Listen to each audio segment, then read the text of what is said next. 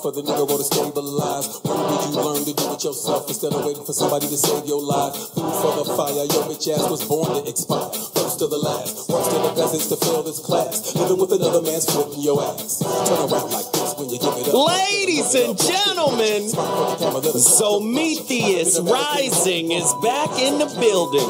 The So What Morning Show, TradioV.com. What is this thing? It's a social experiment. It's TV. It's radio. It's radio in TV. It's a hybrid. It's a new form. It's a new platform, right? We're getting all of this information out to the people. I dare you to go out and try to find somebody that does it like we do it. We're by ourselves. We're really lonely in our greatness. TradioV So What Morning Show back in the building. 855-878-4652 is the number to dial. You got to follow me on Twitter at Zoe Williams. Today's topic is bananas. I can't tell you how ridiculous this show is going to be. You know, ridiculous is better than ridiculous. You just take the dick out and replace it with cock. Because it's going down today. It's going to be bananas. But you know how we do. Before I get into the topic, before I get into all of this other stuff, community empowerment. Yo, books. Listen, I need you to go to my website. IamZoeWilliams.com. IamZoeWilliams.com and get a copy of my book, The Rebirth of Seeds. Just go there, click, and get it. There's the cover. It's a little fuzzy. Yeah, thanks. Internet is just terrible. Jesus. Christ alive. It looks better than that in person. I'll sign it for you. Please go to my website, IamZoeWilliams.com, and purchase a copy of it. I appreciate everyone who has already done it. I've sent out some books last week. I appreciate all the support, and I ask you to continue to support. Dr. Mark Goulston has returned to the building. He's in the building. Go get his book, Just Listen. He's the worst listener in the world, but this book is incredible. I can't tell you how dope this book is. Please go support Dr. Goulston and all his, he has a bunch of books that are really, really, really helpful. Dr. Mark Goulston has returned. Please participate in his movement. Mark Goulston's Just Listen. Great book, great work. Also, you guys missed out this weekend. For all of the people that I've been promoting the Black Mastery movement, me and the founder of Black Mastery, Veronica Conway, listen, we did a boot camp phone call. It was like a conference call, and a bunch of people who already purchased it bought it. How to become an entrepreneur after spending so much time being a wantrepreneur. We're going to do this call again. Please RSVP at veronicaconway.com. Veronica@veronicaconway.com. You got to support us, man. And when I tell you a lot of business people who are wantrepreneurs, trying to be entrepreneurs, changed their thought process. She drilled down and cleaned up a lot of crap in their lives. She coaches, I host. It's crazy. It's bananas. We're going to set up another one. But the only way to participate is if you've already gotten blackmastery.com. And if you haven't, take your ass to blackmastery.com and download it because it's incredible, man. When I tell you, she talked about how most people unconsciously write fear into their business plan, right? Thus turning the business plan into a business muddle. It's not a model anymore, a business model. It's now a business muddle. Oh, it was incredible, man. She blew a lot of people's doors off and helped a lot of people. Blackmastery.com, go order it right now. And when you do, get ready to receive information about another 8-week boot camp that we have planned. Crazy, crazy, crazy stuff. Next business. Arise Hospitality. Arise Hospitality. Not Aspire. Arise. AriseHospitality.com. Arise Arise. Lift yourself. AriseHospitality.com. It is the Black Staples Center, the Black Office Max. Why do we call them these things? Because it's Black owned. And listen, they have the same distributors. They have the same manufacturers as Staples, as Office Max. I got to keep promoting businesses, man. If we don't exchange money with ourselves, we're going to stay broke. We're going to stay dependent. We're going to stay broken people. AriseHospitality.com. Anything you can get from Staples, anything you can get from Office Max, you can get it from these people here. I'm telling you, they got big clients and big companies all over the country. It's a growing company. You should support them. AriseHospitality.com. Next one, HipLoose.com. Why do I say HipLoose.com? Because these guys are high-end tailors. They take over 30 measurements to make sure that suit doesn't fit anybody but you. It is awesome stuff, high-end quality stuff, materials, fabrics, the whole 9 yards. They're incredible, man. You gotta support them. Also, Ramomart. Ramomart.com. Man, when I tell you, this brother, every time he calls me, he's sending me new concept, new clothes, new ideas. His stuff is incredible. He's got jeans, he's got belts, he's got shoes, he's got suits. I mean, high-end stuff, man. The best quality, tailored, cut and stitched in New York. You got to support Ramomart.com. Also, Docren.com, DOCREN.com. Why is this important? I've been saying the brother was a graduate of FAMU. I've said it incorrectly. This brother is a graduate of Florida State, right? He graduated from Florida State, and what he does is prepare these kids for school. He's in cahoots. Look at that. He's in cahoots with all of the professors of the classes. If you need notes and study guides for each class, you can go on to Docren.com and purchase that, right? I mean, hey, if you don't have to work harder, but you can work smarter, there's a resource that you can use. Also, PharaonicDesigns.com. Another Egyptian-style t-shirt clothing brother who's doing a lot out of New York. PharaonicDesigns.com. Go there, support the brother, PharaonicDesigns.com. He has a lot of high-end stuff that I like, t-shirts, and, you know, it's beautiful stuff. Go support him. I got to keep supporting these businesses. One other business. Taylor Insurance and Finance. This brother was just in here. His name is Sylphie Taylor. And not only is this dude a master of managing your money, this dude is also a master at giving back to the community. We're going to bring him in, and he's going to talk specifically about just his charity work. I mean, this dude does a lot of stuff for the community. His website is TaylorInsFin.com. Now, that's weird. Taylor Ins, I-N-S, Fin.com. Ins is for insurance. Fin is for finance. TaylorInsFin.com. Yo, that's a mouthful. We've got it all out the way now. And now that we've gotten it out the way, today's topic is going to be bananas. It's going to be crazy when I bring all of these people in here when we get busy. But right now, I got to take a quick break. But when I come back, it's going to be crazy. I'll see y'all in 2.2. So what? Back in the building. Oh!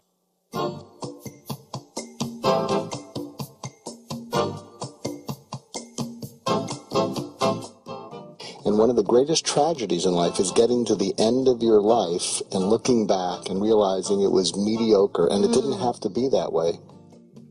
The number one reason is people are unwilling to listen and care about what's important to the other person. But what if you could be someone who dared to care about everybody in your life? When you're in love, smoke gets in your eyes. But when you're anxious, you talk more than you listen. I asked my wife a month ago, I said, I don't know whether to have an affair or buy a motorcycle. And she said, if you have an affair, I'll kill you. If you get the motorcycle, you'll kill yourself. Go with the bike.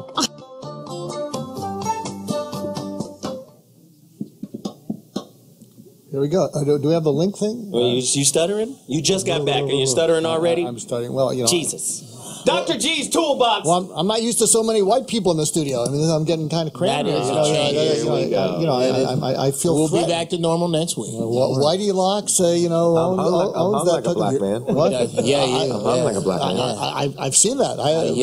I've seen I'm that. ashamed We to gotta go say. radio savvy. We have dirty words or Yeah, let it fly. Yeah. It's you. Go ahead. I'm always radio savvy either way. You know, It is you. Dr. G, what are your tips before we set up the topic? What are they? Well, first of all, on Wednesday, 5/21 at 11 a.m. I just broke the record at this thing we have 7,800 people registered for this free webinar, which is about tips for getting through to people from a hostage negotiation trainer, which I used to do. Yeah. And so I hope people will attend. They can find that if they go to citrix.com. They do GoToMeeting, go to whatever. And so we'd love to have you there. But the tip, how I want to take on today's topic, and you're going to throw me under the bus, but I got to get this out. I think tenderness in the world has become extinct. And tenderness is reserved for dying parents, dying grandparents that you have a relationship with. Maybe you're sick animals. Maybe you're kids when they're cute. But other than that, everything else is project management. Everything's let's do a deal. And so part of what I'm going to talk about in the webinar is how to just listen. And just here's kind of a tip. There's 4 levels of listening. You can talk over people, you can talk at people, you can talk to people, and you can talk with them. And the way you know you're talking is kind of their body language. When you talk over people, when someone's talking over you, you're insulted. When you're talking at people, they stick their chin out. You can't talk to me that way. When they talk to you, they say, yeah, this is interesting. But when you talk with people, like when you talk to that aging parent, when you talk to that dog who's on their last legs, what happens is the other person just relaxes. It's like you're putting your arm around them and say, we're going to get through this. Whatever it is, oh, there you go. Anyway, but those are the 4 tips. Hope you join the webinar. Now, throw me under the bus because I think that was just too sweet for this show. One big advantage of him is that he has a soothing voice. Yes. That probably works well with your career. You're a very soothing voice. People would want to listen to you. My voice ain't worth shit. Nobody wants to Well, hear you're a comedian. It's a different kind of thing. it. No, man, I'm telling you, even when I'm not funny, you don't want to hear tender shit from me. Did anybody else hear Where's the Tenderness playing in their head? No, we didn't hear that, Jeff. No. So let me say this. The doc set us up perfectly because the topic for today is one of the most difficult ones to talk about, apparently, prolegedly. It seems like it's very difficult to talk about sexuality, our fantasies, right? What if you're really fantasizing about smacking your sister's ass while you're hitting your wife? Right? I had that one the other day. It's a lot of weird fantasies I am going learning on. a lot. I'm just saying. A lot of people don't want to talk about how they really feel about sex, right? I'm going to add that to the bucket list before I die. Don't do that, okay? Well, Because that's only a couple of weeks away. You might want to put something worthy on your bucket list. All right? No, today's topic, though. Fantasies and fetishes, a penetrating look into the good, the rough, the bad, the violent, and the ugly of sex. Now, I'll take that one. I bet you will. Wow. Ladies and gentlemen, if you didn't know who's in the building right now, the man, the myth, the largest star in porndom history, biggest star in porndom history, the legendary old wizard of Pokenum. Ladies and gentlemen, Ron Jeremy joins the Zoa. All right. Yes. That intro deserves this. Thank you very much. It's great to be here. What the hell? GD Wonder. I can't carry a drum in my pocket like a rim shot, so a harmonica fits in the pocket, so I can do that. You know? I got questions. Wow. I got questions, ladies. I got questions. You have a guest I don't have a too. bucket list, by the way. I think I already did it. I don't think I have a bucket list left. You know, I think Wow. It's done. It ended years ago. Jesus. Wow. You brought a guest with you from across the water. Yes. Indeed. Hello. She's from Hogwarts, but she's one of the freakier witches. Tell us your name. Something special with this broom. Right. She's got a great Cockney accent. Yes, from Brighton, London. Really? Tell us who you are and how you're going to weigh in on today's topic, sexual fantasies and fetishes. Well, I'm Bettina. Bettina. And funny enough, I've got my 30th birthday coming up, and I've been having these kinky fantasies for the dirty 30. Okay, well, go ahead and share. Share with us. Look how she says that word. Say that. What's that word I like when you say? The dirty 30. What's the word that Naughty. No one says it like that. Say it again, right next to the mic. Say it one more time. Naughty. Oh. Is that like Nick Nolte? Excuse me. Yeah. I love how she says that, that's all. I'm going to the bathroom. Say Nick Nolte. Privacy. Naughty. My fancy is very naughty. Oh, God. So I have questions. You know how we do with the show. It's funny, it's intellectual, it's deep, it's probing. We have to do that. Is religious morality at fault for the huge numbers of sexually repressed men and women in the world? I don't know, but I'm sure we're going to dig deeper into it today, right? Regarding a great sex life, is a certain level of violence good and healthy for one? Look at Jeff, you can't contain himself, right? How does one expect or express their true erotic nature without fear?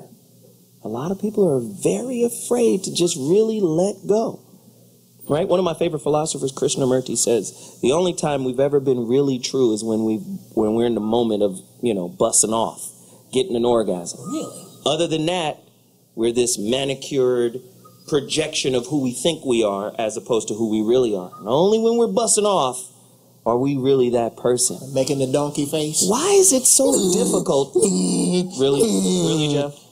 That's what happened. Do the donkey again.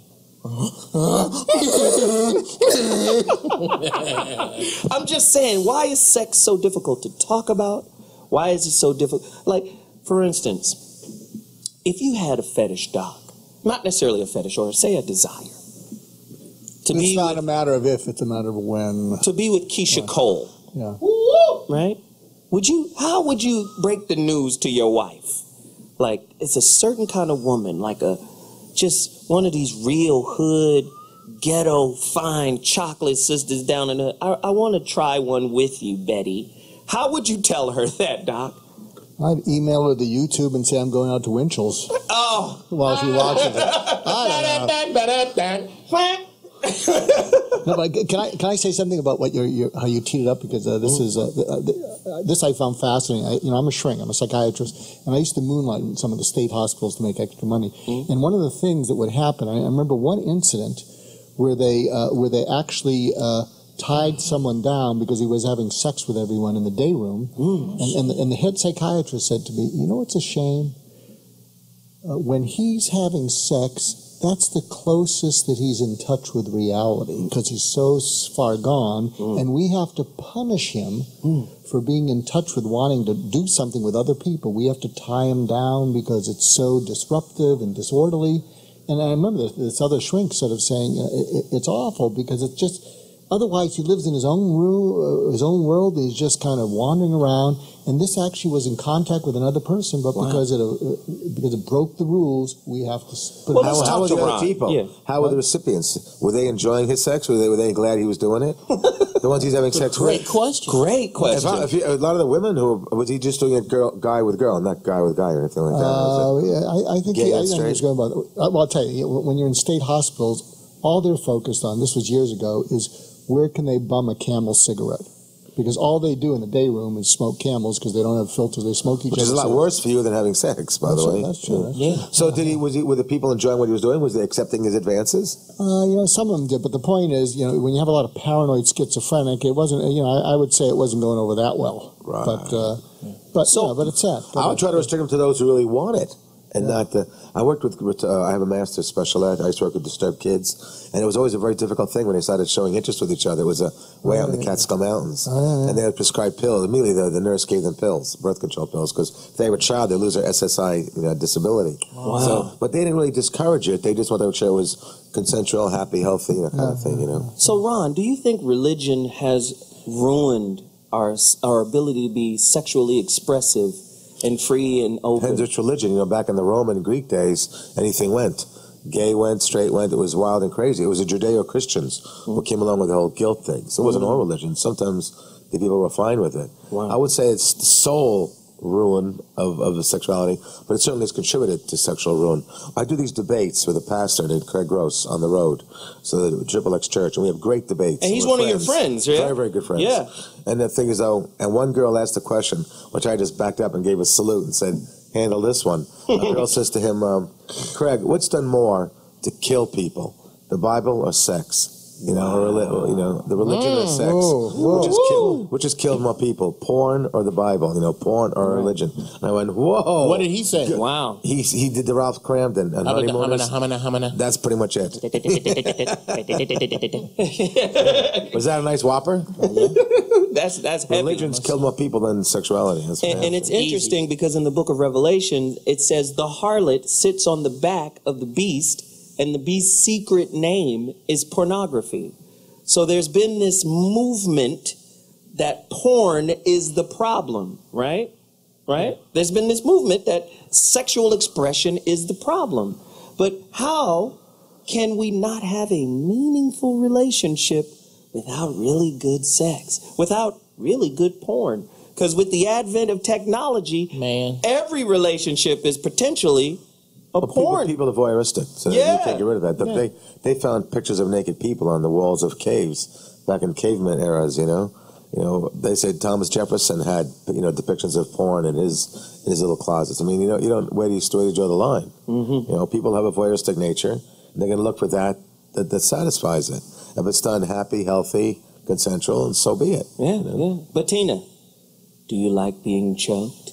Yes.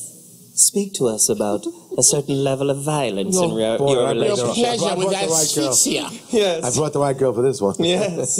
A little slap and tickle, even. Go deeper. Yes, well, recently I find when I am having sex, unless like a guy tries to choke me or tries to cover me breathing for a little bit, I can't come. I need to feel like... Wow. Hey, Sticky. Control. Hey, Snowflake. That can get dangerous. Do you do S&M both sides? The slave side and the master side? I do. I like being a slave. Indeed. Wow. A return to the times of old. Too easy. The Moors have returned to Al-Andalus.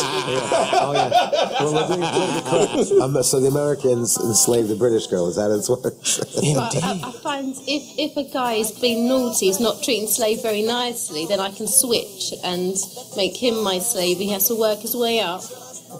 Like up and up. I don't know if I want to play the slave. I don't want to play it. Don't say slave to a black man. That's right. Whoa. I got a different experience. I don't... So listen, really quickly. Revolutionary War. That's exactly. We got to take a quick break. We hear the music. We'll be back at 2.2 with more sexual fantasies and desires. Ron Jeremy in the building. Holla! Hi, welcome to Psychology by Sandy. Today we are going to be discussing sexual fetishes. And this is a bit of a complex subject, so we are only going to be able to cover the basics. However, we are going to cover the fundamentals, and there may be a couple more videos to cover the rest. Now, before we get started, I would like you to pause the video and leave a comment listing what your fetish is. And this is only if you're brave enough. If people know your username, then maybe you don't want to, and you don't have to. It's okay. However, if you can just pause the video, leave your comment, and we will continue. First, we're going to go over the meaning of the word fetish, because people commonly actually use that word incorrectly. Now, in psychology terms, fetish actually means a sexual association with a non-living object. And here's what the American Psychiatric Association has to say in the Diagnostic and Statistical Manual for Mental Disorders. Fetishism involves the use of non-living objects, the fetish. Among the more common fetish objects are women's underpants, bras, stockings, shoes, boots, or other wearing apparel. The person with fetishism frequently masturbates while holding, rubbing, or smelling the fetish object, or may ask the sexual partner to wear the object during their sexual encounters. So, yeah, you can have a sexual fetish for stockings or boots because they're non-living objects, but you wouldn't necessarily say that you have a foot fetish. Now, what people commonly refer to as a foot fetish, there's actually another word for that, and we are going to go over that in just a minute. However, let's first go over the origin of the word fetish. The word fetish comes from Latin factitious, which means artificial or man-made. Now, it also means an object that has supernatural powers, or more specifically, a man-made object that has powers over others. The word was first coined by Charles Brosis in 1757 while studying religions, more specifically African and Egyptian religions. And in these religions, they had these figurines which represented gods or persons.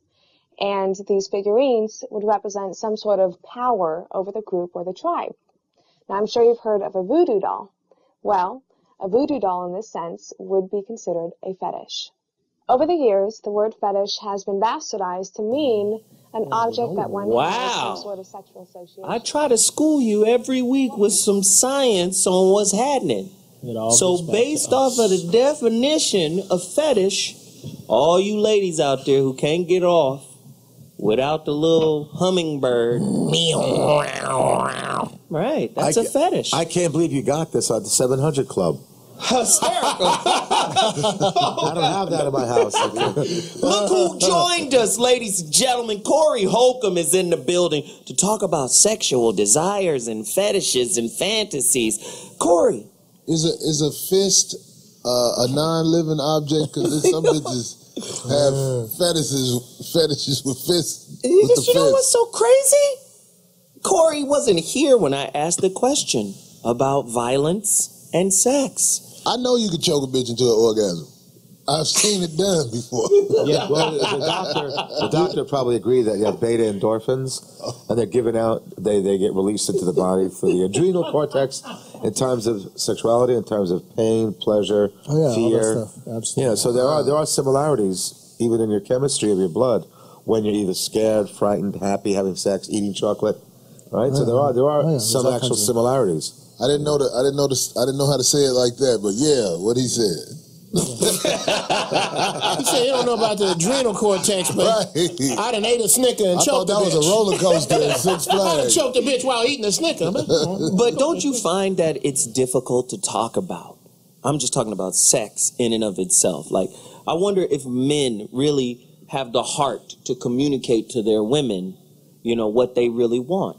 What I've seen in society, the pimps seem to be the ones who are the most, you know, skillful at articulating what they want, being able to turn a girl out because they're saying what it is that they want. They're putting the girl in that situation, whereas the common dude typically does what the woman wants him to do.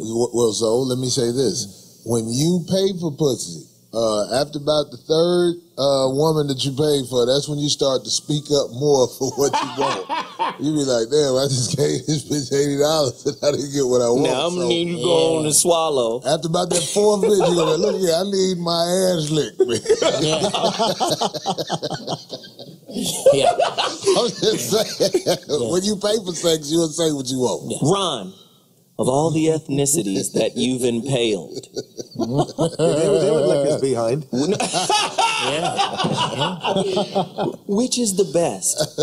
Is black pussy better than Asian pussy? Better than white pussy? Which is the wettest? What are the differences? I'll tell you what's funny. What are the subtleties of the yoni? All I really care about is a pulse. I'm just not that picky. If she's breathing, I put a mirror by the nose, I see fog, going right in there. However, this funny, they're all the same. You guys know this. A lot of girls have a lot of great. I love a black booty, for example. I love to have sex with a girl, doggy style, especially if she's black, has a big, beautiful ass. And I'll do like, if that butt is round and you want a triple X throw down, yeah. I'll do that. She'll start bouncing. She'll bounce to it. I also like white girls. I like that. I can't think. You know, I'll tell you what's funny. A lot of the famous actors in Hollywood love Asian girls. A lot of them. And I've asked them why. And they said, well, they have cute feet, they're very tight in the vagina, and they have lovely nipples. And that was something I heard from a lot of actors, famous ones. Some of the best known had that thing. Foot fetishes, because Asian girls have cute little feet, nice nipples, and tight vagina. And they like that. So other than that, they all tight girls to are you. Girls. Look, I fucking love, I like anything. I would never turn down a girl because of color, size, and I mean... Who was the best? Who was the best you've ever hit? I'm a big fan of natural. So I like the Tabitha Stevens, Christy Canyon, Taylor Wayne, Terry Weigel, you know. Man, you going through my whole... Yeah, I asked him to who bring has the skin tightest diamond. pussy? You know who has the tightest pussy of all girls? Who? Them real bulldagger looking little bitches. The bitches who they really prefer girls. They look like men. Every time I fuck one of them ugly motherfuckers, I'll be like, this pussy is immaculate. It's brand new. I had to take the wrap off one of them pussies. I'm just saying. Linda hates you. Right. Guys never think to flirt with them girls. I throw them off when I'm seriously trying to flirt with them. They be like, is he for real? I'm like, yeah. Hell yeah. So I'm going to ask the panel, and I'm going to start with Dr. Goulston, right? Dr. G. What is considered an abnormal turn-on, and what is your most abnormal turn-on? I hate to put you, I hate to throw you under the bus. Do I want to hit it? Abnormal turn-ons, right? There's a fetish that's actually in videos before you goes personal people. Mm-hmm. It's actually sells. It's girls smoking while you have sex with them. Really? I don't know why that's a fetish, but there's a bunch of DVDs that actually sell girls smoking and having sex. There's something for everyone. I mean, anything you could think of. That's a crazy, goofy, nutty fetish. What would we call an unrealistic fetish, or something that was dangerous, or snuff movies? Snuff movies. What's that? That turns people on. Go into that, Doc. Into that, I'd be afraid. Why are they enjoying something like that? Yeah, you know? Go into that, Doc. What's a snuff movie for our layman fans? Ron will help me with this, but hell no. You about to reveal the truth about yourself now. Come on, Doc. The ones in America are fake, but the ones that are maybe made in South America or parts of Eastern Europe or whatever, some of them are actually real. Really? That supposedly in white slavery markets, some fathers or mothers sold their kids for something like this, but I don't know if it really goes on anymore. Mm-hmm. I think Interpol, CIA, the FBI have stopped it. But that was a bizarre thing, long time ago. What are they doing? People getting killed. It's definitely as you die. And it turns them on? Yeah. Well, they belong in a hospital, that's for sure, but they do, yeah. Wow. So look at that film that won an Academy Award, Slumdog Millionaire. Kids make better beggars because they get their eyes taken away from them, or the girls are brought into prostitution at age 13, Wow. That stuff went on in Mumbai, India, years and years and years ago. They've since have cleaned it up.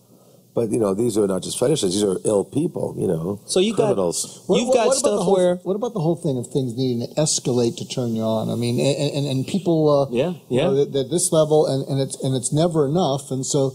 Because I think what drives it all is there's this need for this release, and you can't get that release unless it's more higher and higher risk and more danger and all that stuff. So it's sex by itself. I think this is what you're saying, Doc. Sex by itself has to keep escalating, or it gets boring, or where it kind of gets routine. For some, well, if you're looking for some, right? Yeah.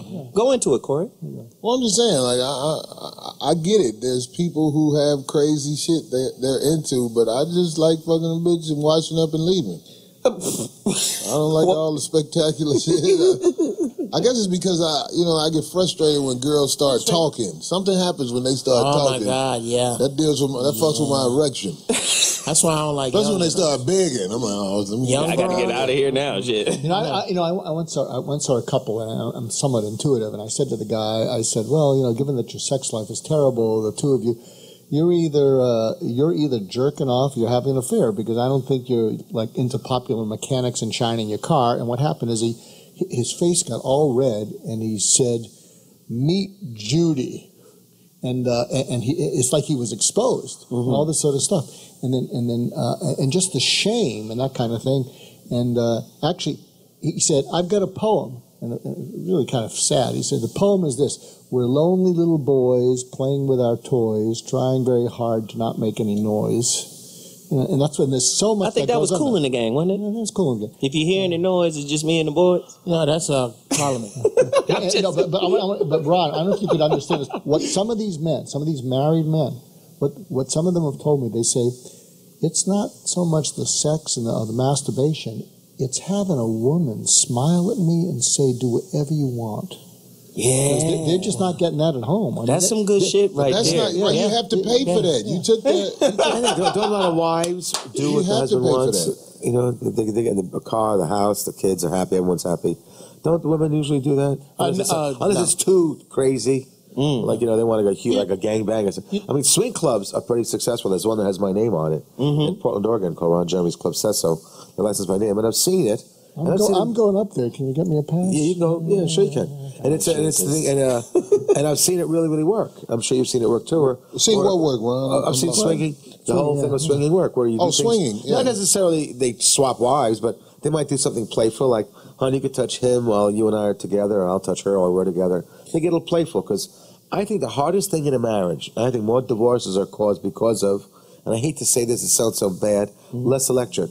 boredom. Wow. Every girl and every guy complains that in the beginning, first 3 years of marriage, it's like, oh yeah, baby, ride that thing, you know? And then as years go by, 2, 3, 4 years, it's like boredom. They say, look, I love my steak and lobster at night, but not every night, and boredom sets in. And Masters and Johnsons, but and I also think and all these sexual. I think men cheat anyway. But I also think women, they're catching up. I think women are catching have a up. thing called the boy toy. That didn't exist when I was a kid. A boy toy was something that's looked against. You have to get to know the guy, like the guy, love the guy, like that Paradise by the dashboard lights on the meatloaf. Just say you love me, we can have sex. That's all it takes? Okay, I love you. Right in there. But do you agree? Now, women are have like especially a boy women toy. in their 40s. A guy comes over, gives them a little servicing, and they leave.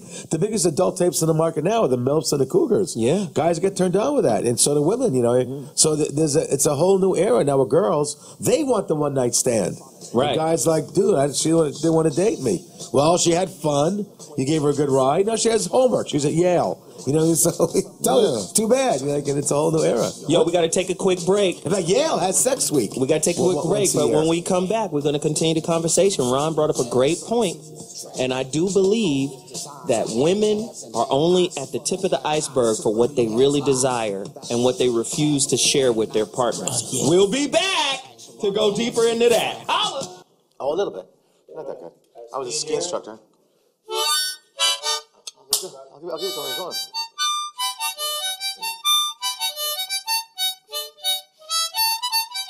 Since good marching in, you know. Look, I always tell my Christian friends, I happen to be a Jew, and I always tell my friends we're basically the same. Our Bible stopped, and yours just kept going. That's it. It's so simple. You got the old and the new, we got the old.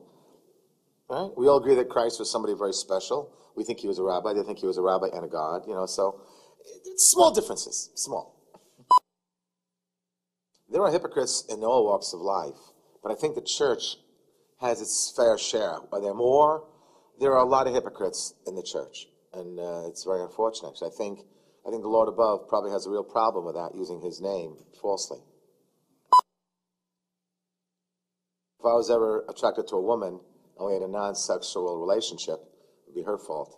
Is there something I said, honey? I'll lose the weight for you. Wait, watch, I'll suck it in. It's a very important statement because obviously, you know, who can criticize when they're often making the same mistakes? We see it happen all the time. We've seen it happen with some religious leaders too, or senators or congressmen who speak out against a certain thing. Like even the guy who's now on Fox News, he was the governor of New York. How the heck is he now a commentator on Fox News? And he lost his office for being with a hooker, an escort, and he was prosecuting escorts. So that kind of thing is just crazy. It's just crazy. I think hypocrisy is, I think, one of the worst crimes. I really think so. And I've witnessed it a lot being in my line of work. Love is the thing that tugs at your heart when you can't really explain it, because if you explain it, it's more like a like. When you don't know what it is, how it is, where it is, when something just draws you to somebody in a very almost painful way, where being without them is torture. That's as close as I can get to the word love with a quick answer. I had some situations where it had to be either the Lord or an angel or something, because it couldn't be explained, you know, through just coincidence. You know, I had some interesting experiences. That Kennison story is certainly one of them. The car miraculously skips all the trees and coasts to a stop. And then I say to then Sam goes, "You believe in God now, Ron?" We're upside down. Saying, "You go to great lengths to prove a point." Then his brother goes, "Sam wasn't the one proving the point, Ron." You know? What was I thinking? Oh, guys. I'll try again. I'll do a better one next time. I'm sorry. These are the jokes, folks. I'm here all week. Wow. Back in the building with Ron Jeremy, legend. What was that from? Do you know that? You know, we just snatched you it. were the one that was there. You were there. Man, let me tell you something. When you do a lot of shit, you don't remember shit. Right. You don't remember that shit. But I agree with everything it said. Yeah, of course. It was You said it was you. Yeah, you got to tell the Kennison. Tell the Kennison story, man. You know, wait, hold on. Let's stay. Can we stay on topic? Let's do that. All right. I got a quick question. We know in the hood, there's always been this saying that the crazier the girl, the better the yoni, right? So we have a question here that apparently there's some research on that. They're saying nymphomania, aka hypersexuality, is commonly an early sign of bipolar disease. There's some research to support this concept. Is there a reason? But what is the reason why crazy cooter is usually the best cooter? And, but also it can be the most dangerous. Allow me to warn my friends here who are all celebrities and people have money and power. When a girl's a total nutcase, she may be better in bed, but she also may turn on you the next morning. Yeah. I told her friends that I was drunk, he was too pushy, and then when a girl's crazy, unless it's somebody you've been dating for a long time, or like most rock stars have retired cops as their bodyguards, so the door can be left partially open and they'll witness it. You want to stay 100 miles away from a crazy girl. You must have someone there with you in that room. Or nearby, because a crazy girl could turn on you. But that's what...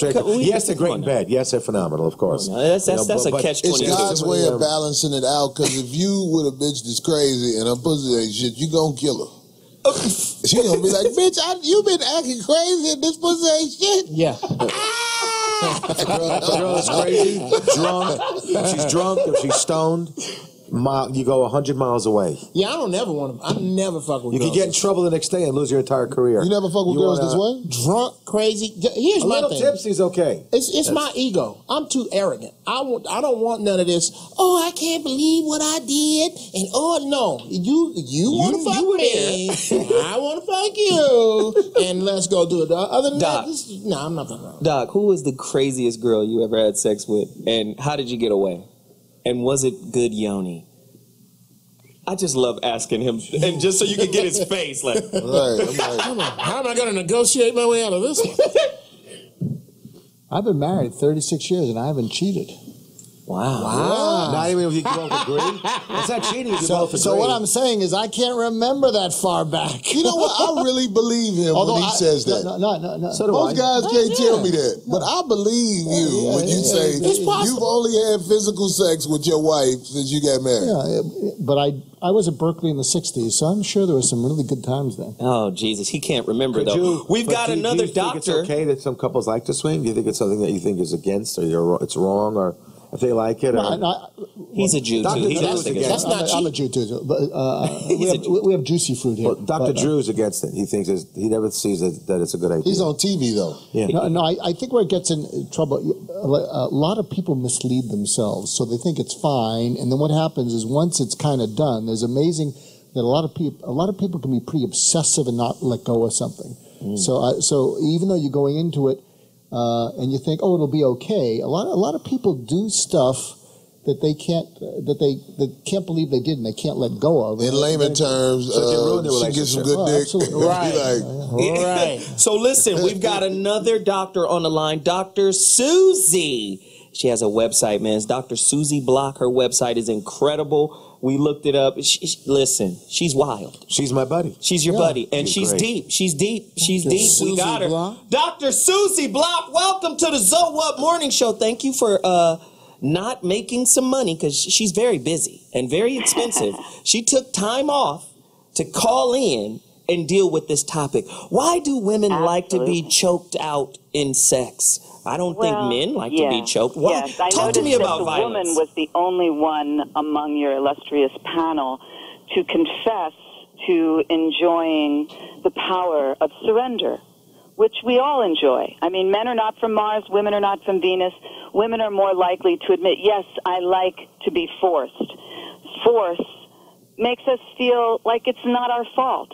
We have so much shame, as you guys have been talking about. We have so much guilt about our fantasies that sometimes the only way we can enjoy it is if we imagine, or if somebody we really actually in real life trust pretends to force us. Now, this doesn't mean that we really want to be forced in real life. Nobody wants to be raped. But the rape fantasy is tremendously enjoyable, by the way, to both men and women, and I don't expect any of you guys to confess enjoying that. But you know what, Dr. Susie? I had a girl who asked me to let's play rape.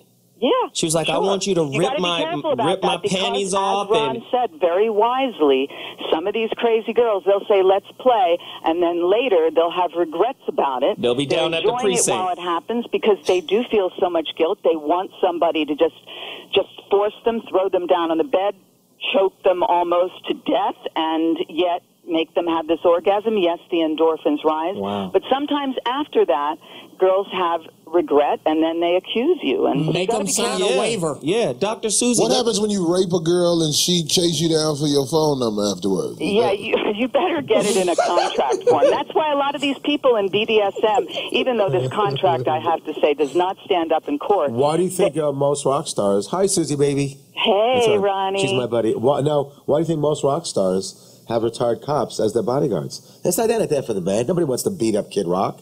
They're there for the women. Check their IDs, make sure they're the right age, to be a witness to whatever goes on in the back room. And leave make the door sure that ajar there's a witness and hear sometimes, everything. you know, of course at least for the before and after. They're witnessing 100%. The door's open. Then if the girl makes an act, they're like, hey, I was right there. All I heard was, oh, baby, oh, babies. You know, so. Wow. And that's what a lot of rock stars have retired cops. A lot of people have been asking since Freud, what do women want?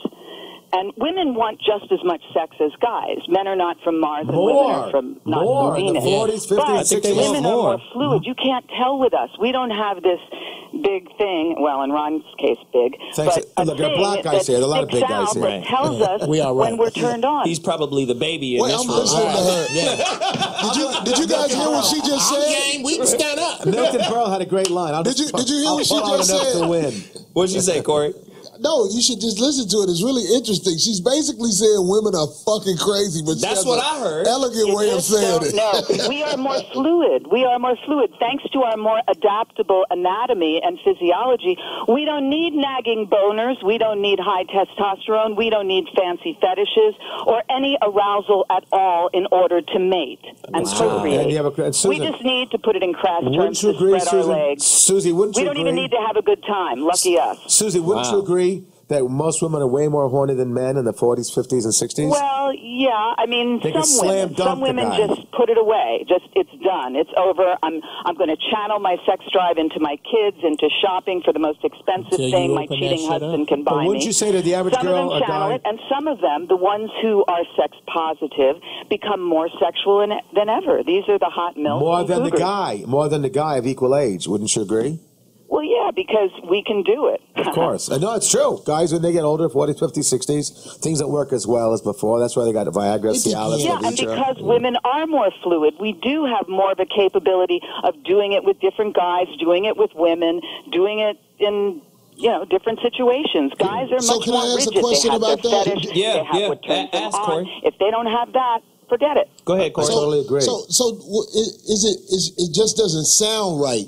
But the truth is, even though a woman can try to be composed and hold it together, the older she get, the fact that she's a whore is going to come out for the most part. Is that right? Wow. Well, if she's a whore, I guess that fact comes out. I mean, are we talking about? I think the word whore sounds bad. That's why people don't want to money on the table. What he means is that a girl that's innocent in real life, we all do something for money.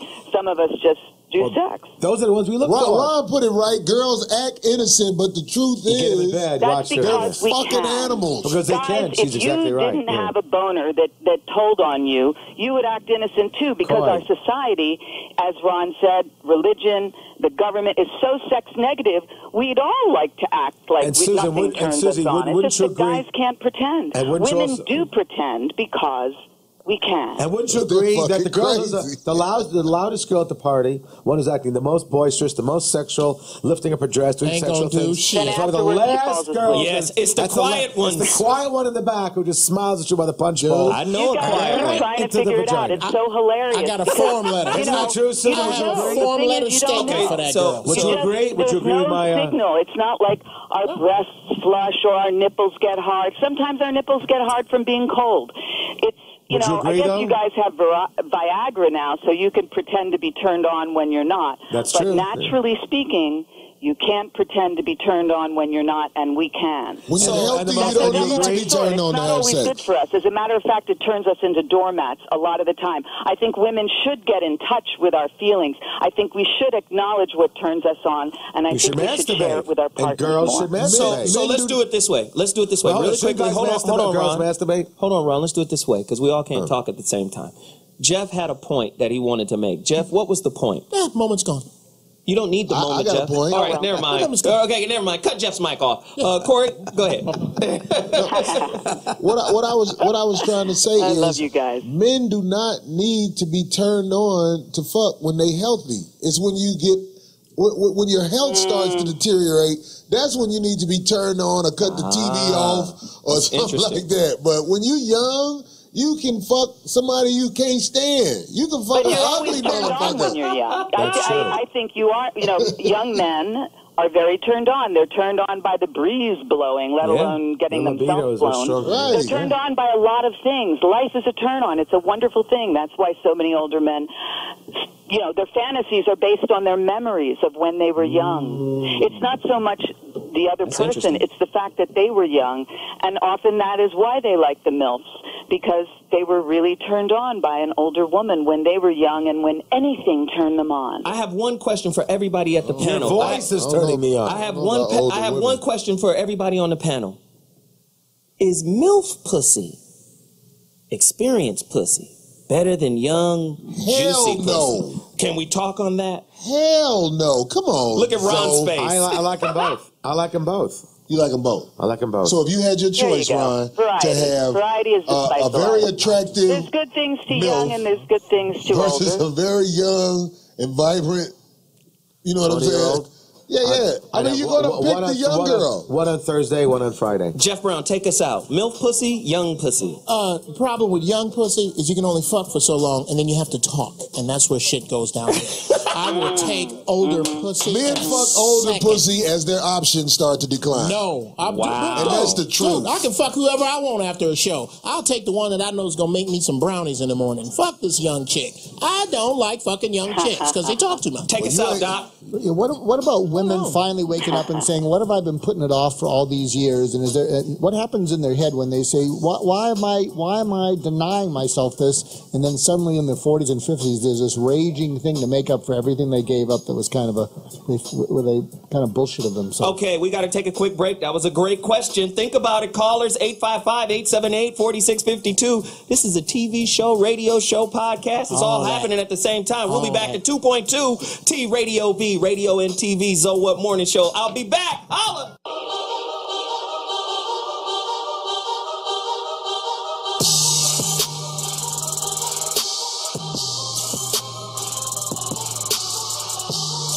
Oh my God, how he has a rap career is beyond me. I don't get it. And he takes his shirt off. Oh my God, he looks like 50 pounds of chewed Tootsie Rolls with his... All right. Now, you are in white fashion. You know white boys always leave the house like they're going to help somebody move. Resist and defend the horrible hoes. There are some horrible people. And what you need to do is start policing your own.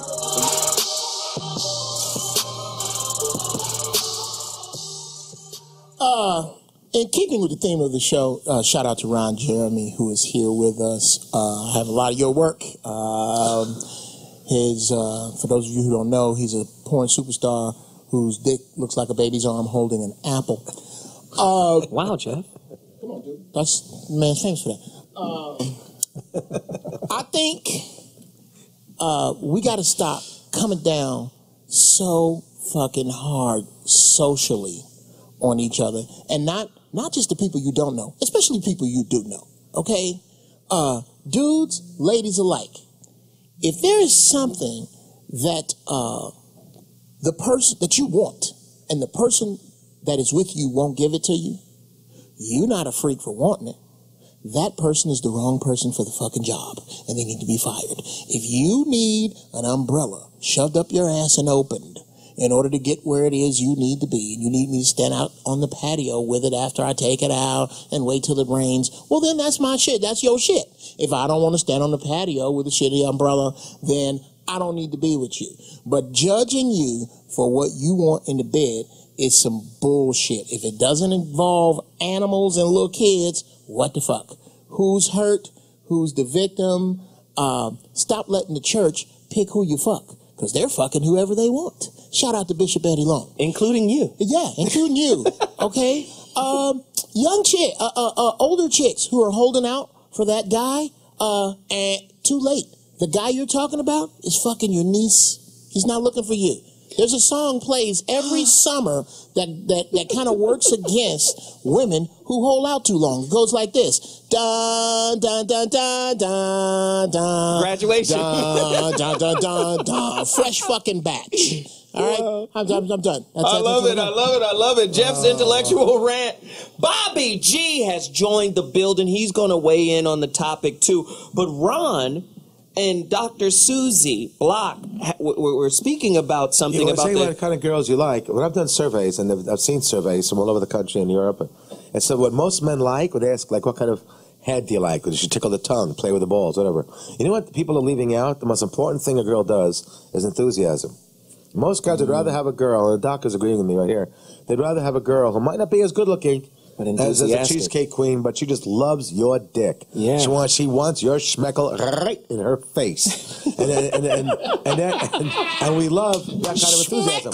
And wouldn't most of us guys, wouldn't you all prefer a girl who might not be as good looking, but she just loves you? It's like when you go to a strip club, you're looking at a menu at a restaurant you're not going to have dinner at.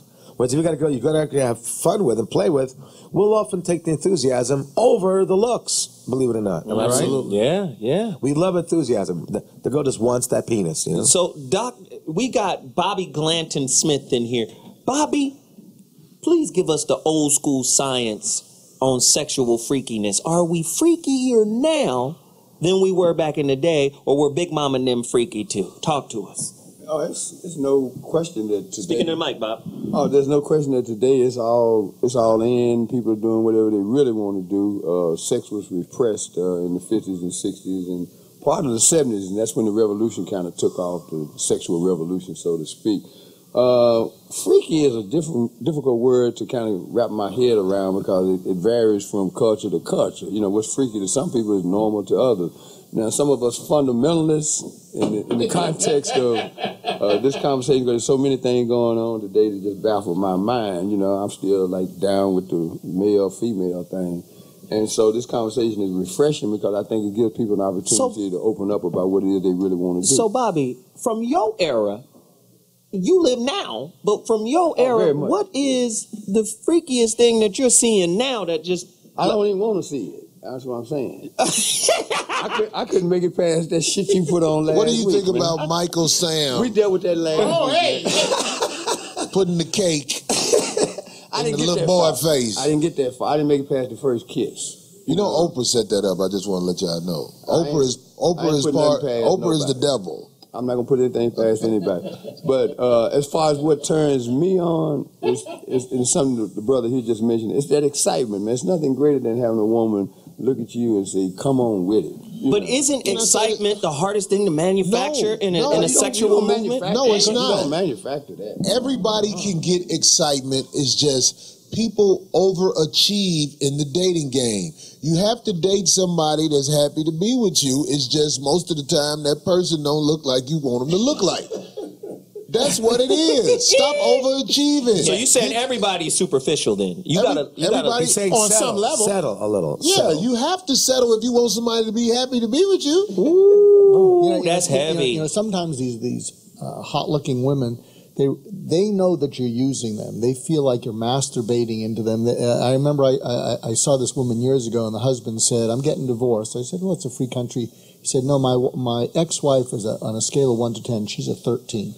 And I said, "Well, he said, I'm going to send her in here. You're going to see her a few times." And when she came in, I mean, it was kind of nice to look at someone who was a 13. But then, and I thought, wow, this is better than looking at someone who's a 3. But I didn't go that day. Yeah, there you go. No, but when she was talking, what she was saying is I'm in this world to make kind of insecure men have other men be envious of them. I'm in this world to be on someone's arm so that people can look at him and say, "How did he get her?" And trophy.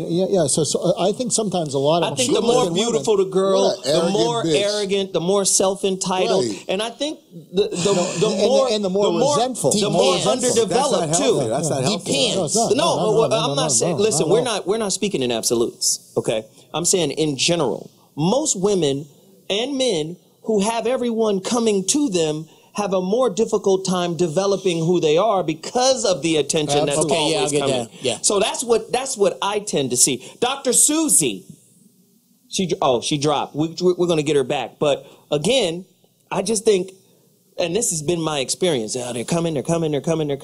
There's less time to go, why aren't they coming? What do I need to work on? What am I missing? And once that shit fades? Yeah. And then when they get older, and then they find out that the beauty isn't where it was back in the day when everybody was coming to them, that's when they start learning some of those lessons. And it's unfortunate that those lessons come later in life. I have witnessed this a couple of times, and it's almost tragic.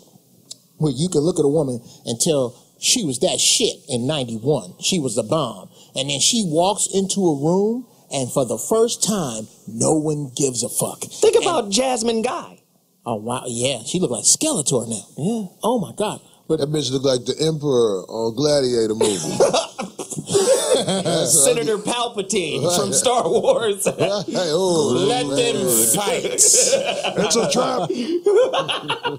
Send them into the dark. I'll just say this. Dr. Susie is back on the line. Yes, I am. I want to ask you a very specific question about the origin of guilt and as it pertains to sexual freedom. Yeah. How can we extrapolate the guilt? Just take it out of our relationships? Well, we can't take it out completely, and maybe we shouldn't. I mean, do we want everybody masturbating in the street? You know, do you think if we didn't have any guilt, we would do it? How liberal your parents are, they're going to tell you, that you can play with yourself, but maybe you should do that in private. So immediately the child feels some guilt about doing it in public, which of course is what children would like to do. Wow. So they do it, they learn to do it in private. They learn to put their clothes on. They learn to not run around with their ass hanging out. I mean, this is part of being civilized.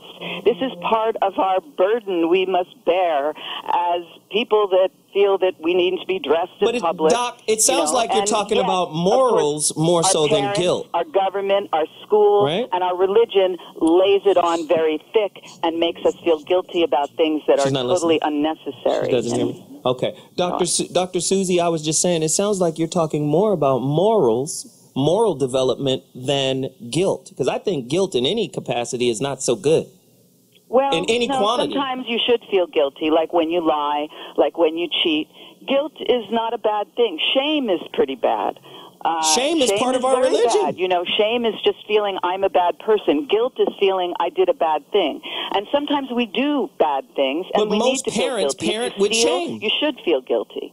Is it wrong to fuck your wife in front of y'all 3-year-old child and say, look, motherfucker, this is how you got here? Is that wrong? I'm asking, is that wrong? Well, maybe in another world it's not wrong. I guess in our society it would be problematic. You want a brother, don't you? Well, not 3, maybe 6 That's a tough one. I thought you were going to say to have sex with your wife in front of a big group of people, and I would say nothing's wrong with that. You know, you say nothing's wrong with fucking your wife in front of everybody. Comes in to help us to deal with life. Wow. No, that's a good point. But one person's fantasy is another person's nightmare. I mean, I hear you guys talking a lot about, you know, when I'm with someone new, I don't want to hear them talking. Of course, that's true of a lot of us. You know, sharing fantasies isn't usually necessary. When you first have sex together, so much is new in reality. Your mind doesn't have to go much farther than the present moment and that body and that yoni and that whatever to just get excited. But when you're in that long-term relationship, like Ron was saying, when you've been together for a long time, you get to know that body so well that fantasy is there for you to reach out and experience novelty once again, to bring that into your long-term marriage. Dr. Susie Block, Corey has a point to make. Corey? Sure. I just want to ask her, do you think if a man is around a woman for a long time, I'm talking about, and I'm being honest here, like for the most part, most relationships, do you think he wants to hear anything she got to say? Well, unfortunately not, because he wants to just put her into a compartment, compartmentalize her. Wow. And I think that's unfortunate. I think we should be open to our spouses, and women don't always want to hear what guys have to say but either. We don't I talk think to you. We believe that. We believe you. No, we believe you. And that is the death we don't say shit. We believe you. Don't talk over. Let her finish. You Ron? know, one thing about marriage, it relies on trust. And when you give your partner surprises, you lose that trust. But trust kills lust. Lust and trust are not exactly bedfellows. So once you trust someone, you lose your lust. When you lust after someone, it's usually someone you can't trust. The key to a happy, long-term marriage is to somehow combine lust and trust. Now you also just dropped by. So every now and then, just leave your wife standing out in front of the work waiting on you. Did you? Well, wait a minute. Did y'all hear what she just said? Trust kills lust. Please say more about that. That was a bomb. Well, it's sad but true. I mean, what he was saying, you don't want to hear something from your woman about something new. You want to trust her. You want to trust that she's the same woman you've always known. It's the same that women feel about men. But the unfortunate thing about that desire to trust that we need in order to be good parents and to pay our taxes and to rely on our partner is that kills lust. Because lust is all about surprises. It's spontaneity. All about, wow, this is new. This is crazy. Like you said, crazy women. You can't trust them. So if you can combine the lust, the craziness, the wildness, the unpredictability, the crazy wild feelings with trust, then you've got a happy marriage. Oh my God! That was heavy. We're gonna contest it when we come back. Great information. We gotta take a quick break. We'll be back in 2 seconds. So what? Sexual tastes vary from person to person, but with the current pornography epidemic, as some call it, one has to wonder how exactly this may affect our desires and perception of sexuality. Moreover, how does it affect our sex lives? Pornography constitutes about 25% of all search engine requests and is the 4th most common reason people give for going on the internet. And while it may seem to simply facilitate an instinctual sexual response linked to millions of years of evolution, the truth is, pornography has dynamically changed over time, ultimately molding our tastes and desires. The not-so-shocking truth is that pornography has profound consequences for the brain and acts in many ways like a drug. With prolonged exposure, your tolerance is increased, and many often find themselves addicted. Though it's not a physical substance, it leads to the same general loss of control, the compulsiveness to seek out the activity despite negative consequences, and withdrawal when it goes away, much like that of gambling or running, for example. The issue is that continued exposure can cause long-term or even lifelong neuroplastic change in the brain. Dopamine is released as a reward whenever we accomplish something, whether it be eating to sustain life or sexual activity to produce future life.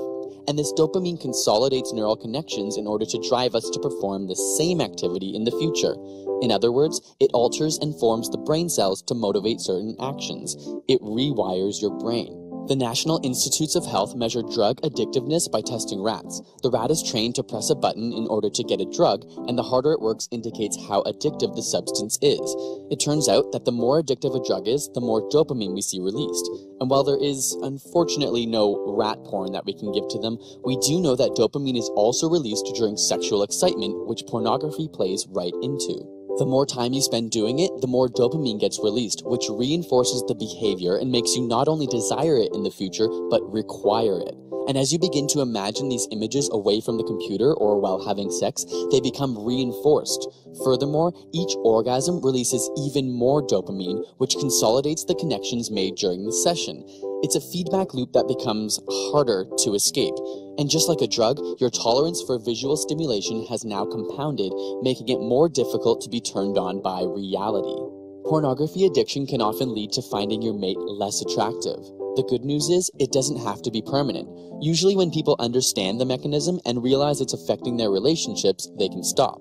The brain is often described as a use-it-or-lose-it system because the neural connections you stimulate grow stronger and desire to be activated, while the ones you ignore become weakened. Much like your muscles, which, if sitting still all day, itch for activity, but after prolonged non-use, they become complacent. Luckily, because of this use-it-or-lose-it brain, the same neuroplastic system that proliferates these habits can also be used to acquire healthier ones. Got a burning question you want answered? Ask it in the comments. Or on wow. A nice little schooling session on the video. Of course, Jeff wasn't listening at all. Really? He was talking. But would you like for me to break it down? Break it down, Jeff. Okay. Basically, what he was saying is that there is a physical chemical loop made by watching too much porn. Now, in my opinion, that's very true for weak dudes. What you mean weak dudes, Jeff? I mean dudes. Go into it. I mean dudes that in the first place, their vagina roster wasn't that deep to begin with. Vagina roster. Yeah. I know I'm fucked up. I can't. It take me about 40 minutes to watch some porn if I'm a jag off to it. I got to find a scene to turn me on. Yeah, I got to find something. But that's you got to get your. I got certain porns in certain spots where that's just my spot. I just need that spot right there where both the girls is blowing the dude and they kiss each other. That's right. Okay. When I was a rookie, I used baby oil, but I don't fuck up no more sheets no more. No, I use lotion, jelly, water based, KY jelly warming. Nothing oil based. Ron, I'd like to see your comments made during the break. Interesting. I'm kind of mixed on how I feel about some of that. I'd love Susan Block to hear that. Is Susan, you there? She's here. Yeah, I Susan's am here. He said like I the am man is the Batman to and the woman's wait. Calling porn or any kind of sex and addiction is misleading. No, ask the question again, Ron. It's you said about the guy is the Batman, the girl's the Robin. I was now saying, we're addressing this to Susan. Susan, Corey during the break, comedian Corey Holcomb during the break was saying that the problem with sexuality and all of this stuff that's happening in our society today is because women feel they are equal to a man in a relationship. In a productive relationship, Batman is the man and Robin is the woman. She's there to back him up. I thought the woman was Catwoman. That's fine. Okay, we'll go with that. I mean, She can be Catwoman. One We'll go with that. combination. I think there's lots of Catwoman was a different whore. He was saying that the kids could grow up, if they see the dad not being dominant, they can grow up as, I guess he said, little faggots. So a lot of men like being dominated. Maybe you guys don't, and that's we don't. fine. But a lot of men like that, and a lot of women like women. Some men like men. Okay. There's also transgender people. There's all kinds of people. There's all kinds of combinations. But yeah, I think that a lot of heterosexual men perhaps are having a little crisis of confidence, and that's what turns some of them to porn. It's not an addiction, but one of the speakers was saying, you know, guys that don't get enough yoni. It's true. Guys that are shy. Men who like to be dominated produce little boys who wear pink pants. Hear what he said, Susan? Oh, wow. Susan, say that again. I said men who like to be dominated produce little boys who prefer to wear pink pants to school. Men, let me tell you something. Most of the time, I want to hear her comment on that. Right. No, I'm saying most of the times when you are with a lot of police officers, a lot of my clients who are cross-dressers are CEOs and police officers and firefighters. They're very powerful men. Nature often seeks a balance, and the more powerful you have to be in marriage and family and work, sometimes the more in your deepest, darkest fantasies that you can't share with anyone except maybe your therapist or your mistress, that's where you surrender, and maybe that's when you wear panties. Wow. Hey, like that. Jeff Brown. Doc, I'm going to have to... By the way, comedians are also a big candidate for wearing panties under their clothes. Okay, well, that's fine. I can agree with that. I can agree with that. I can agree with that. Men often have fantasies of surrender. Who does? Jeff Brown has something to say. So do powerful women, by the way. It's the most, it's the women CEOs that love that you know, surrender fantasy. And by the way, if you're going to do any choking, take a class.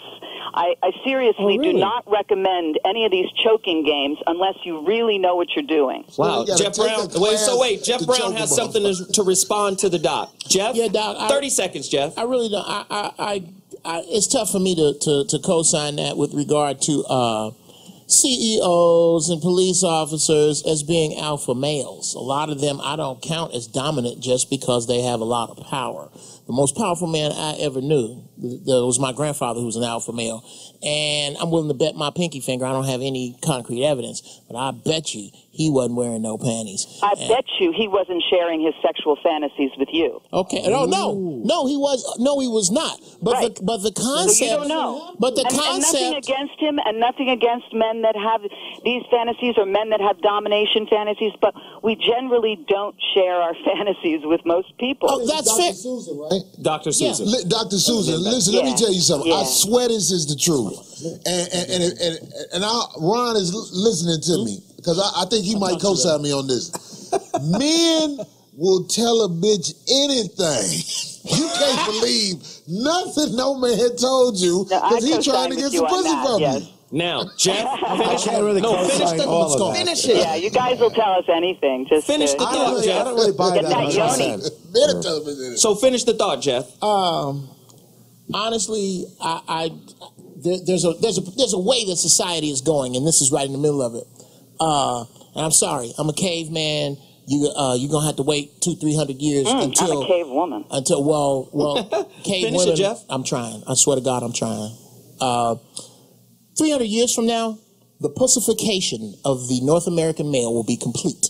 Right now, I might as well have been from the 40s. I don't subscribe to this. What we were really saying is, or what I was really saying is that men and women are different and we're not equals. My word is first. My wife's word is first. My word is final. And that is kind of trickling over into sex, where the beta male opinion of sex is becoming the top opinion. Yeah, interesting. What do you mean by beta male opinion of sex? Give us an example of a beta male's opinion of sex that's trickling over into the power structure here. Oh, you know what? Homosexuality should be okay with everybody, seeing as how it's being force-fed to everybody. There are some people, and I don't have anything against male homosexuality. You don't? No, I don't. I do. Well, dude, that's I ain't scared. That's their shit. Fuck all them moist motherfuckers. That's their shit. If that's what they want to do, let them do it. Let them chili dog all day long. Exactly. Exactly. If you want to take meat stick in the cornhole, that's your shit. You do what you want to do, but don't make me like it. Don't. So you're saying homosexuality is kind of like making you like it? Huh? What's you're that? saying homosexuality is kind of like you know how we talked about white privilege. You're saying now there's a homosexual privilege going. Well, yeah. What if your son, 4th grade teacher, his husband come up there to the school and they kiss like that, like in Michael front of the Fairbanks, class, in front of the kids? You telling me you ain't gonna feel no kind of way about that? No, I'm not saying that. That's not kids, what I said. kids are harsher than we are. I don't want my heterosexual son's teacher kissing his wife in front of my son. I do. No. Be like, son, that's how you do a bitch right there. Listen, we got to take another break. When we come back, we're going to wrap it up. It's crazy. Zoe Up Mornings. Holla in a second. We men want to take a woman in our arms, and a girl wants to take a man in her arms, and pretty soon we want to take him to bed with us. Go on. Go over there and touch it. Put your arms around her. Put your hand on her breast. See how far you can take your hand. See how far she'll let you go. Go ahead, girl. Touch him at the most sensitive part of his body. There is one place in the woman's body and one place in the man's body that creates multiplication. They're not 2, they're not 3, they're not 4 places, they're not 10 places, there is one place.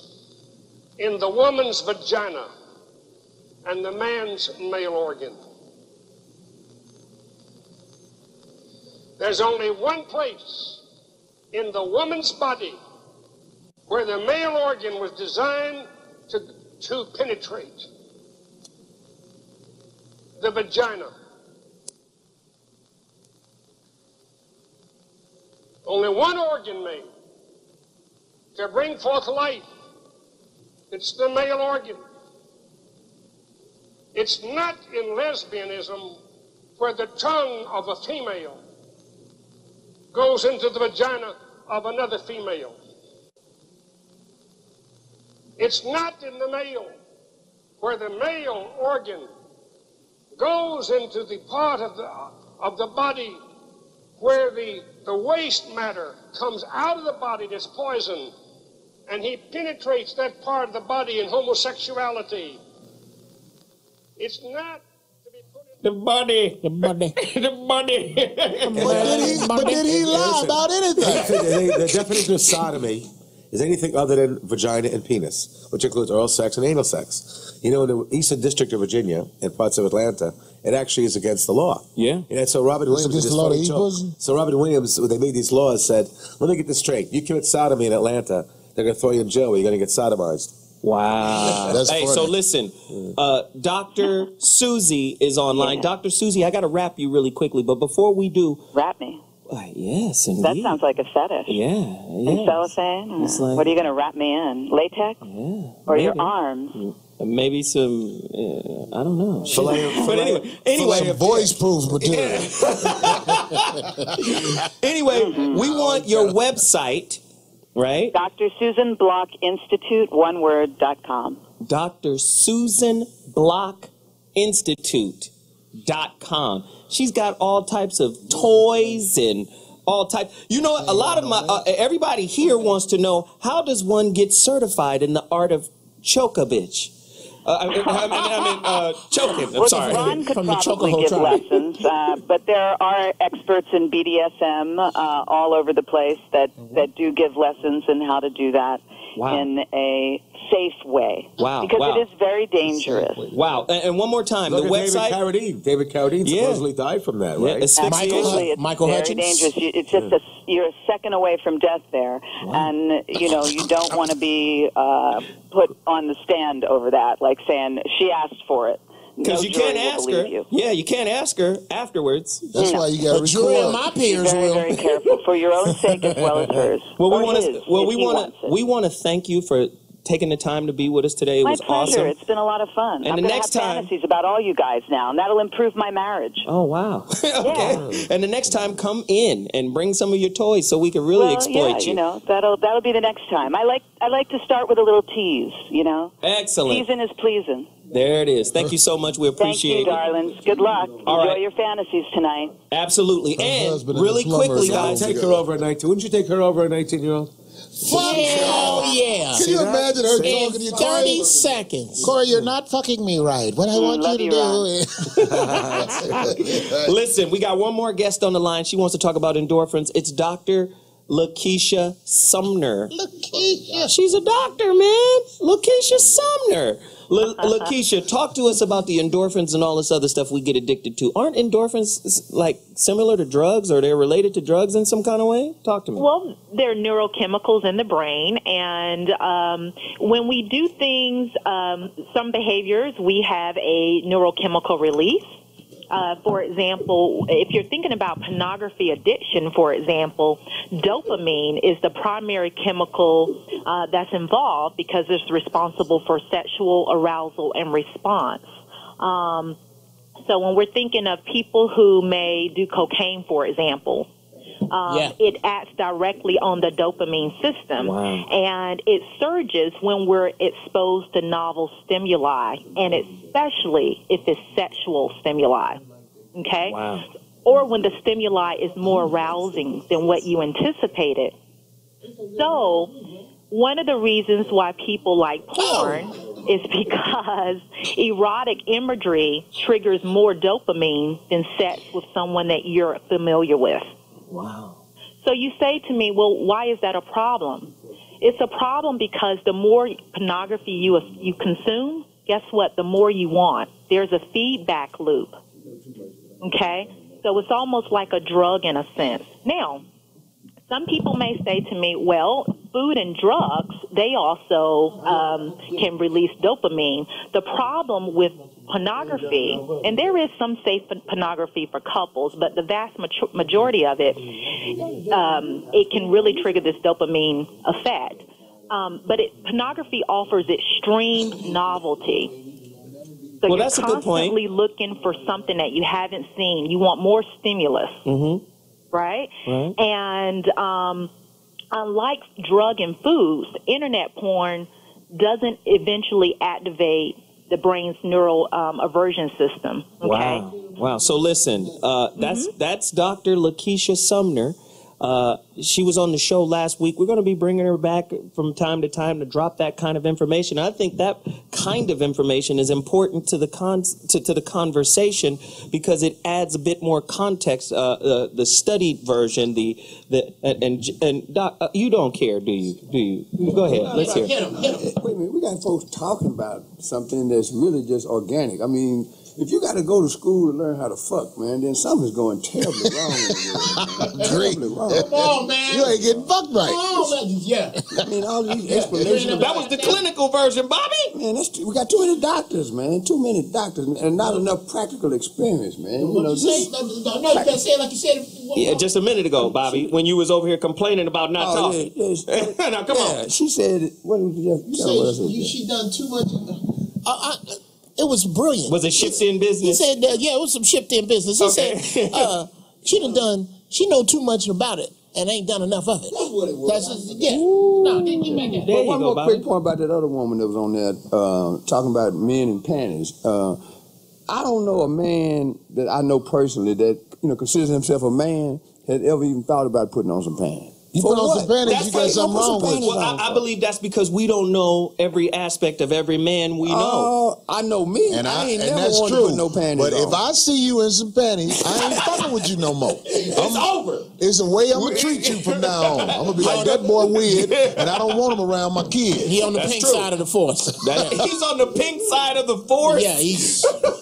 Okay, you know what? I'm sorry. I know it is hard. I know it's such a stretch. But there are some males who exist who don't have any thoughts that have to do with anything with women sexually other than fucking them. And I know that's crazy because that's not crazy. No, it's made to see. I agree when she said there are comics who like the boys. Just go ahead who play and say with his boys. name. Well, I can say a lot of them. Say some names. There's a whole colony of them, and when you get into an argument with one of them, like ants. I got into an argument with this comic named Dave Arnold. And every comic who I thought was moist was calling my phone talking about I'm wrong for that. So instead of them admitting y'all all fucking, you acting like I'm just a bad guy. What's the argument about? Right, y'all all fucking. You intimately involved with David Arnold. What was the argument about? You stealing jokes. That's what they do. Oh, yeah. But I'm just saying, it's like, you know what I'm saying? I know it's gay entertainers. That's part of the game. I'm not mad at them. Yeah, just don't bring that shit toward me. Thank you. I'm going to ask Ron something quickly. This is a real out of left field. It says in the Torah that sex should be had in the dark because when you don't see the other person, your imagination can keep you turned on to them longer. That could be Godzilla. What do you think it's? Yeah, that's terrible. You think Godzilla got that wet pussy? No, but you see, Kazuki was born. But I think the point is another lizard out there. Does what you see in the pornography and all that stuff, does it jazz you up continually so that everything becomes dull? And so what's happened? A lot is not left to your imagination. But that could be MTV. That could be watching Christina Aguilera shake her body. That could be R-rated as well. Or you could go out in the street, go to a nude beach. You could see. Go to a museum and see. No, but I think the reason they wrote this thousands of years ago is they wanted you to stay interested in your wife, interested in having sex. No, I want to see my penis going in and out of my woman. That is a turn on for me. What you say about the Torah? Hasidics actually do that. What if she had a C-section? They also shave the woman's head afterwards.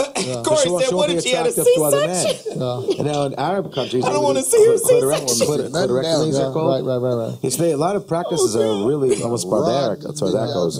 Jews don't do that, but yes, the Hasidics, they have the hole in the sheet, so you can't enjoy the sex. It's not for procreation, not for fun. And there's a whole, like that's why I said earlier in the broadcast, Greek and Romans, are doing the right thing. Fun, all kinds of great sex. You saying there was a sexual freedom there? Judeo-Christians came along and put in this guilt thing, which then changed everything around. Wow. I don't think the Lord above really meant that we had to be totally monogamous, as long as it's consensual.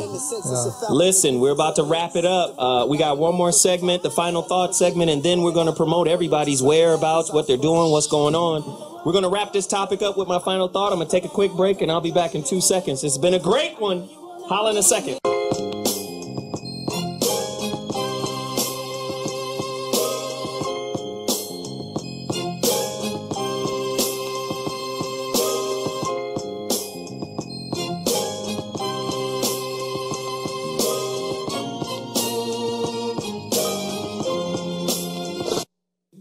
Ladies and gentlemen, What is back in the building. It's been an incredible show. Again, the shows are not designed to answer all of your questions, but they are designed to rattle your cage, so to speak, your psychological cage, to get you to think, rethink, reevaluate who you are and what you are. And as is commonplace, just listening to everybody's valuable input, Corey, Bobby, Dr. Susie Block, Dr. Lekeisha Sumner, of course, Ron Jeremy, Dr. Goulston has returned, and my good man, my right-hand man, Jeff Brown in the building. All of this information is valuable, but we don't claim to have all of the answers. But in taking in what everyone has said, everybody's input, what I'm starting to realize is guilt is inbuilt in our sexuality, right? And it serves as there's like a social, cultural, and religious perfected persona. It's almost like a personality condom that we're wearing that prevents us from actually making contact with another person for fear of being judged, for fear of being labeled, for fear of being condemned. Now, for me, if I can't be real with my woman, the real question is, do we really have relationship? Because relationship in and of itself, the term itself means to be related, to relate. And if I'm relating with you or to you through a set of ideals, then our ideas are fucking, not us, right? Because what happens when I reveal what I really want? Am I now out of alignment with who you are or who I think you to be? Krishnamurti, I always, go to this guy. He says, man, if all you are is connected to the social template of what a wife is supposed to be or what a husband is supposed to be, then you've never met her and she's never met you. Because all you got to do to get this pussy is bring home the bacon and fix stuff. Then the husband gets to say, I get to fuck you in your sleep, right? Because according to the rules of marriage, I get to fuck you whenever I want to. You got to have that pussy ready when I want it ready, right? According to marriage. So now we're actually living up to social standards as opposed to really connecting to what we really want. And as we talked about earlier in the conversation, did we not notice that women, the ones we love, we really don't know, right? We really don't know. We're starting to find out that women are more sexual than we once thought they were. Women have deeper, stronger, more powerful desires than we thought. Women probably want relations with other women. I had a sister tell me once, she said, I want my girl to suck your dick, but I don't want you to fuck her. Because if you fuck her, she's going to be on it like I'm on it. And I don't want her to be on it like I'm on it, but there's a fantasy of having her blow you off, right? But she can't have it because her having it is what I have. And then I'll get territorial and it's like a real complex dance, man. And what I'm saying is, man, until we have these real, open, honest conversations, all we're doing is fucking ideas.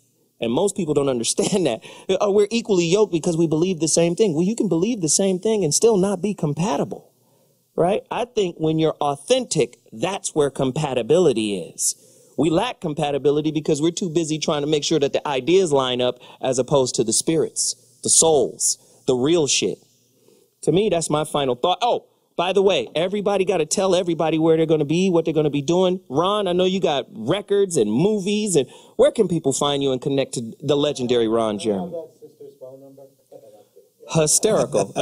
Actually, to get a hold of me, Mike at Esterman.com, ESTERMAN. Mike at Esterman.com. Yeah, that's a good hold of me. Also, I got two things I'm excited about. I got a rum that's all over the world right now called Ron D. Jeremy Rum. You should have brought it in here, the vodka. I know. They have it at the it's rum. They have it at the Rainbow. They got it at the Greenblatt's, next to the Lamp Factory. They have it at Gil Turner's carries it. So it's the one at Sunset and Doheny. So I'm pretty excited. It's all over the world. It's in different states in America.